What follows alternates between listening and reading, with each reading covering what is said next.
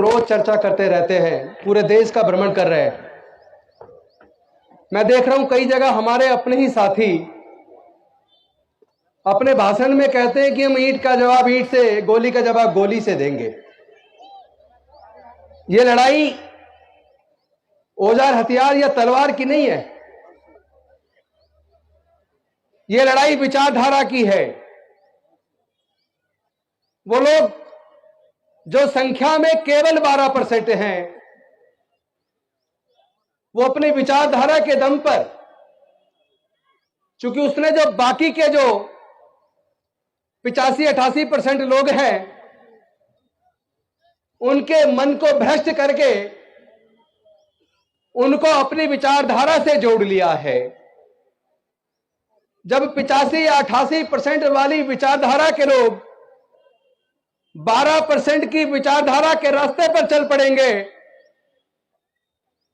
और 85% में से केवल 12-15% लोग अपने बुजुर्गों की सांस्कृतिक विरासत में, अपने बुजुर्गों की विचारधारा पे चलेंगे,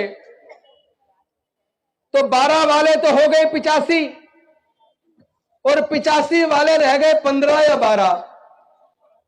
यही कारण है कि 85% पर 15% राज कर रहा है।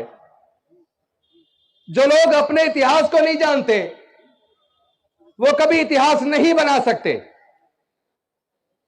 इतिहास बनाने के लिए इतिहास को जानना होगा। हमें हमारी ताकत किन कारणों से है, अपनी ताकत को भी पहचानना पड़ेगा और हमारी कमजोरियां क्या है, उस कमजोरी को भी पहचानना पड़ेगा। अगर हम अपनी कमजोरियों को पहचान कर कमजोरियों को दूर नहीं करेंगे और जिस चीज में हमारे अंदर ताकत है उसको संचित कर और ज्यादा इकट्ठा कर मजबूत नहीं करेंगे, तो हम उन्हीं 12-15% लोगों से हारते रहेंगे। तो सच को जानना बेहद जरूरी है। हमारी ताकत क्या है, इसको जानने से पहले यह जानना जरूरी है ऐसे कौन से कारण हैं कि हमारे समाज के लोग लगभग 3-3.5 हजार साल तक गुलाम रहे। मैं समझता हूं इसका कारण एक ही है।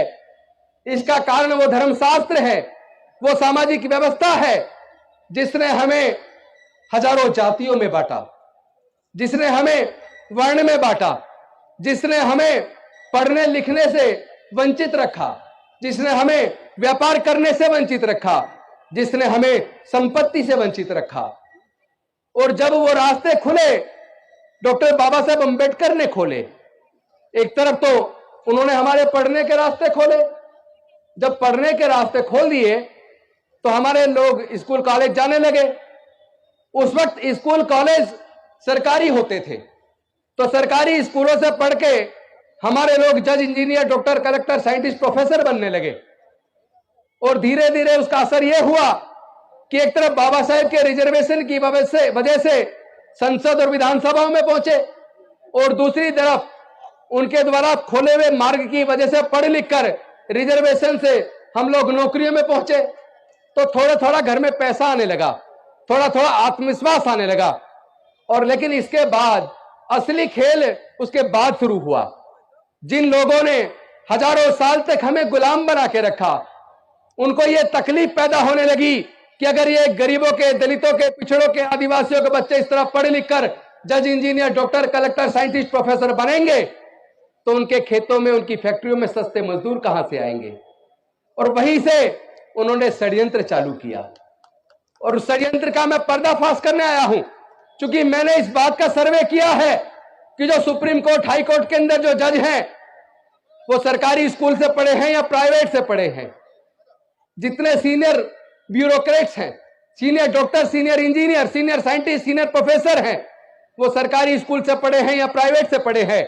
मेरे सर्वे में ये निकल कर आया 97% से 98% के बीच सुप्रीम कोर्ट, हाई कोर्ट के जज, ब्यूरोक्रेट्स, डॉक्टर, इंजीनियर, जज, साइंटिस्ट, प्रोफेसर वो सरकारी स्कूलों से पढ़े हैं। यानी कि सरकारी स्कूलों में पढ़ाई अच्छी थी।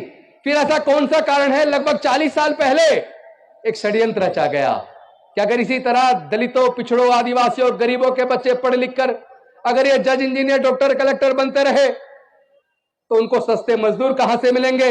और जो पढ़ जाएगा वो जग जाएगा, जो जग जाएगा वो सवाल पैदा करेगा, और जो सवाल पैदा करेगा उसको बेवकूफ बनाकर उसका वोट नहीं जीत सकते। तो उन्होंने षड्यंत्र किया एक तरफ, और इस सच को आपको मानना पड़ेगा। चूंकि भाई मैं तो बड़ा गौरवान्वित हूं अपने पूर्वजों की धरती पर मेरठ में आके, चूंकि हम लोग, हमारे पूर्वज मेरठ के थे। आज भी मेरे से कोई पूछता आप कहां से हो, तो मैं कहता हूं मेरठ जिले से हैं। तो मेरठ जिला तो वो ऐतिहासिक नगरी है। तो आज मैं अपने मेरठ के लोगों से बात करने आया हूं कि आपको कम से कम इस सच को स्वीकार करना चाहिए। अब से 30 साल पहले आपने कावड़ की लाइन लगी हुई नहीं देखी होगी, कहीं टेंट लगे नहीं देखे होंगे। ऐसे कौन से कारण है कि लगभग 30 साल पहले बाढ़ आ गई, कावड़ की जगह जगह टेंट लग रहे, फ्री में खाना, ये सब क्यों? ताकि आप पढ़ लिख कर कामयाब ना बन जाओ। तो इंजीनियरिंग कराने के लिए आज की डेट में सरकारी कॉलेज में आपको 12 से 15 लाख रुपया चाहिए। क्या हमारे समाज के 99% लोग, हमारे समाज का मतलब दलित, पिछड़े, आदिवासी, किसान, मजदूर, पिछड़े वर्ग, सब लोग, सब मिला के 99% के मां बाप 12 से 15 लाख रुपए का खर्चा नहीं उठा सकते। डॉक्टर बाबा साहब अंबेडकर ने कभी औजार हथियार नहीं उठाया, कभी किसी का खून नहीं बहाया, कभी किसी की जान नहीं ली, लेकिन डॉक्टर बाबा साहब अंबेडकर अकेले थे। उन्होंने 3,500 साल की गुलामी से हमें आजाद कर दिया। ना केवल 3,500 साल की गुलामी से आजाद कर दिया, बल्कि हमारे आगे बढ़ने के रास्ते खोल दिए। लेकिन इस पूरी संघर्ष के अंदर उन्होंने अपने 4 बच्चों को गंवा दिया, उन्होंने माता रमाबाई को गंवा दिया। मैं आप सबसे पूछना चाहता हूं, क्या डॉक्टर बाबा साहब अंबेडकर की कुर्बानी बेकार चली जानी चाहिए? क्या हमें शर्म नहीं आती? हमारा समाज एक एक करके प्रताड़ित किया जा रहा है। मूंछ रखने पर हमारी हत्या हो रही है, गला छूने पर हमारी हत्या हो रही है, बहन बेटी की इज्जत लूटकर उसकी हत्या हो रही है, और जिन्होंने जुल्म किया एक को सजा हुई, बाकी बरी हो गए। हम किधर जा रहे हैं? भारत जा किधर रहा है? और वैसे भी हम लोग बुद्ध के धम्म को मानने वाले हैं। और आप इतिहास पढ़ लीजिए, हमारे पूर्वज बौद्ध थे। हम कोई धर्म परिवर्तन नहीं कर रहे, हम घर वापसी कर रहे हैं। हम लोग घर वापसी कर रहे हैं। तो अगर हमारे समाज के लोग तरक्की चाहते हैं, विकास चाहते हैं, तो आपको अपने पूर्वजों के धम्म में, बुद्ध के धम्म में वापस आना पड़ेगा। मैं धर्म परिवर्तन के खिलाफ हूं, मैं किसी की आस्था को ठेस पहुंचाने के लिए बिल्कुल तैयार नहीं हूं, लेकिन कोई हमारे आस्था को ठेस पहुंचाए वो भी हमें स्वीकार नहीं है। आपस में दलित, पिछड़ा, आदिवासी सब लोग मिलके रोटी बेटी का रिश्ता शुरू करो।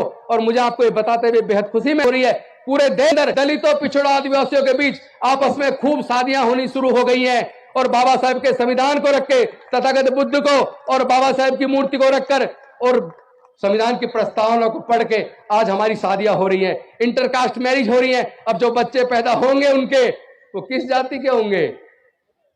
वो बुद्ध होंगे, बौद्ध होंगे, वो बौद्ध होंगे, क्योंकि उन्हें बुद्ध की शरण में आ गए। और बुद्ध और हमारे सम्राट अशोक का जो सपनों का भारत था, उस वक्त म्यांमार से लेकर काबुल, कंधार तक, ईरान तक पूरा भारत बौद्ध में था। जहां भी कहीं खुदाई होती है केवल बुद्ध निकलते हैं, कोई और नहीं निकलता। इस सच को समझ लीजिए। आपकी बुजुर्गों की सांस्कृतिक विरासत बेहद कीमती है। उस विरासत को सजाने, संवारने, संरक्षित करने का समय आ गया है। जाति छोड़ो, समाज जोड़ो। जाति छोड़ो, जाति छोड़ो, जाति छोड़ो। बौद्ध धम्म की क्या पहचान? बौद्ध धम्म की क्या पहचान? जय जय जय जय जय भीम। जय जय जय जय जय भीम।